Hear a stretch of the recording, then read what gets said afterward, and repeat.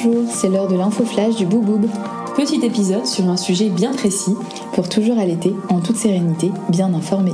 Bonne écoute, c'est l'heure de la petite tétée.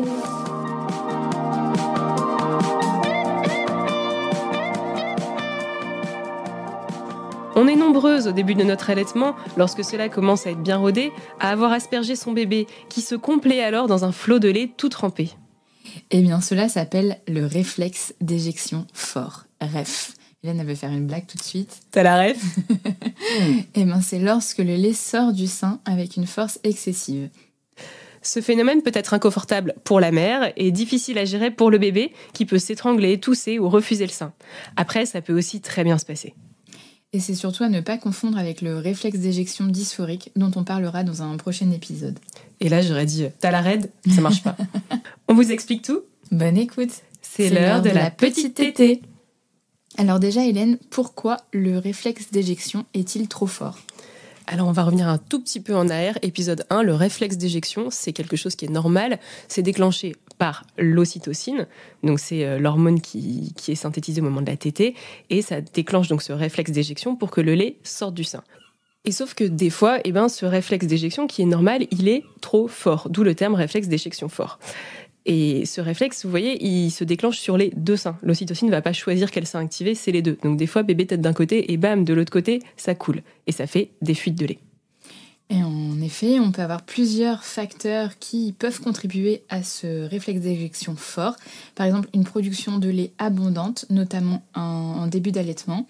Une stimulation excessive du sein, par exemple si le bébé tète très fréquemment ou si la mère utilise un tire-lait en complément. Ça peut augmenter la probabilité d'avoir un REF. Un stress ou une forte émotion, ça peut accélérer aussi ce réflexe d'éjection. Et une position d'allaitement inadaptée, on le dit souvent, la position pour allaiter bébé est primordiale. Elle peut ne pas permettre au bébé de gérer le flux. Et chez certaines personnes, on n'a pas d'explication, on a un REF de base, c'est-à-dire des mamans qui vont avoir ce réflexe d'éjection fort tout le temps. Alors du coup, Cassandre, comment est-ce qu'on sait si on a un réflexe d'éjection fort ? Oui, les signes d'un REF incluent un lait qui jaillit du sein lorsque le bébé lâche le mamelon. On peut crever l'œil du coparent s'il n'est pas loin. Non, ça je rigole, mais c'est vrai qu'on peut asperger quand même assez loin. Il y a des moments qui... c'est très fort quand même. Aussi un bébé qui s'étrangle, tousse ou a des régurgitations fréquentes en début de tétée. Un bébé qui pince le mamelon, s'énerve ou refuse le sein, frustré parce que ça va trop vite. Et aussi, on peut se dire qu'il y a un REF qui existe si le bébé présente des coliques, des gaz ou des selles explosifs, car le bébé avale beaucoup d'air en tétant rapidement pour essayer de décoper un peu ce flux trop important. Et au fur et à mesure de la tétée, ce réflexe d'éjection, il va devenir moindre, le bébé régulant le débit par son rythme de succion. Alors Hélène, comment on peut gérer ce fameux REF ? Alors déjà, on peut utiliser un lange sous le sein non tété pour éviter de ruiner son t-shirt à chaque fois que bébé a faim. Ça résout pas le problème, mais au moins ça évite de faire 12 lessives par jour. Après, pour aider bébé à mieux gérer, on peut du coup le retirer du sein, laisser couler dans un lange. En fait, en gros, votre bébé va avoir une succion qui va déclencher le REF. On enlève le bébé parce que sinon aussi il a tendance à s'étrangler. On laisse couler et du coup, le réflexe d'éjection diminue, on remet le bébé au sein quand ça s'est calmé. Ensuite, Cassandre en a parlé un peu plus tôt, on peut venir modifier la position d'allaitement pour avoir une position plus adaptée. Oui, en effet, certaines positions permettent au bébé de mieux gérer le débit de lait. Par exemple, la position biologique semi-allongée. Je vais l'expliquer. La mère est inclinée vers l'arrière et le bébé est posé sur elle. Et en fait, la gravité ralentit l'écoulement du lait. Donc ça, c'est pas mal. Il y a aussi la position allongée sur le côté qui est fortement recommandée. En fait, le bébé peut lâcher le sein facilement si le débit est trop fort. C'est pas mal. Et il y a la position du koala où, en fait, assise sur toi à califourchon, le bébé est assis en face du sein. Et en fait, ça permet de mieux contrôler l'écoulement et lui peut retirer sa tête dès que le flux est trop intense. En gros, 2 règles, céder de la gravité et une position qui permet au bébé de se libérer la tête. Même si globalement, dans les positions, on n'est pas censé bloquer la tête du bébé, c'est vrai que sur une madone ou un ballon de rugby, elle est peut-être moins mobile et du coup, c'est moins évident pour le bébé de venir enlever sa tête s'il s'étrangle. Ensuite, donc, on en a un peu parlé avec l'histoire du linge. On peut faire une évacuation du lait avant la tétée. Donc là, je vous avais dit de mettre le bébé, laisser s'écouler. Si c'est compliqué même pour le bébé, le premier flux, On peut en fait faire ça avec un tire-lait, donc on va venir tirer un peu de lait manuellement ou avec un petit tire-lait, juste avant la tétée, comme ça le rêve ça se déclenche dans le tire-lait, ça diminue la pression. Oui, aussi, autre astuce, on peut alterner les seins différemment.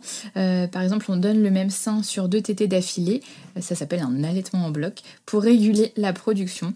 Et aussi, il serait bien, c'est d'éviter de stimuler excessivement le sein en alternant trop fréquemment les seins lors des tétées.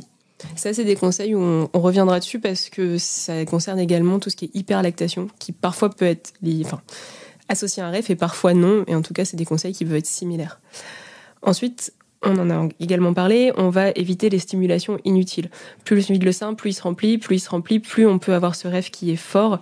Donc on va pas venir rajouter des tirages, par exemple, si c'est pas nécessaire pour pas surstimuler le sein. On peut éviter, on peut en tout cas réduire les tisanes galactogènes si on a tendance à en consommer. Donc tout ce qui est plantes qui sont censées augmenter la lactation, là on peut s'en passer. Tisane ou autre galactogène. Oui, galactogène, je parle de tisane, mais c'est vrai qu'il y a d'autres formes. On en a déjà parlé dans le flash bout de sein, mais l'utilisation de bout de sein peut limiter le REF. Le bout de sein réduit le débit, donc en cas de REF, cela peut être une bonne solution. Mais on le répète, l'utilisation du bout de sein doit être temporaire. Il faut toujours, quand on introduit un bout de sein, se dire quand est-ce qu'on va pouvoir l'arrêter. Et le REF, en fait, peut s'estomper au fil des tétées, au fil de l'allaitement. Donc on n'est pas obligé de tout le temps l'utiliser. Voilà, et le bout de sein, idéalement, être accompagné pour l'utilisation, parce que ça peut quand même réduire jusqu'à 30% la production du lait.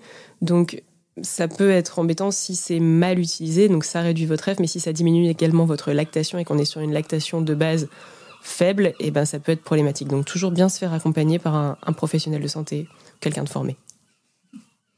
Aussi, ce qui est important, c'est de gérer le stress et se détendre. C'est bien de prendre le temps de respirer profondément, de se relaxer avant la tétée, de privilégier un environnement calme pour allaiter. On peut écouter de la musique apaisante, une séance de méditation ou de sophrologie. Nous, on en propose par exemple dans notre podcast. Et on se rassure, petit à petit, ce réflexe va diminuer. Alors, il y a aussi des bébés qui s'en accommodent très bien. Imaginez, vous avez juste à ouvrir la bouche, aucun effort de succion et le lait tombe directement. On voit d'ailleurs des bébés qui restent en dessous, un peu en mode sous la douche et qui se laissent tout simplement nourrir. Donc ça, c'est le pied. Et si votre bébé il est couvert de lait après la tétée, on peut se rassurer parce qu'il paraît que le lait maternel, c'est très bon pour la peau. Et est-ce que ce réflexe d'éjection fort disparaît à un moment ? Alors oui, dans la majorité des cas, le reste, ça va s'atténuer avec le temps, en fait, puisqu'il y a une sorte d'équilibre dans la danse hormonale qui arrive, et du coup, on n'a plus cet excès de stimulation d'ocytocine. Donc, il y a la lactation qui va venir s'ajuster aux besoins du bébé. On parle de 6 à 8 semaines en moyenne, et souvent, le REF, il va se réguler à ce moment-là. Et encore une fois, avec les petites adaptations, les conseils qu'on a donnés, l'allaitement, ça va devenir bien plus confortable, à la fois pour la mère et pour le bébé. Oui, et si les difficultés persistent, un accompagnement avec un pro de l'allaitement sûr peut être utile pour trouver des solutions adaptées. C'était l'heure de la petite tétée. N'hésite pas à noter, commenter, partager notre podcast pour que Boub Boub fasse du bruit dans les oreilles de celles et ceux qui en ont besoin. Pour toujours allaiter, en toute sérénité, bien informé. C'était l'heure de la petite tétée.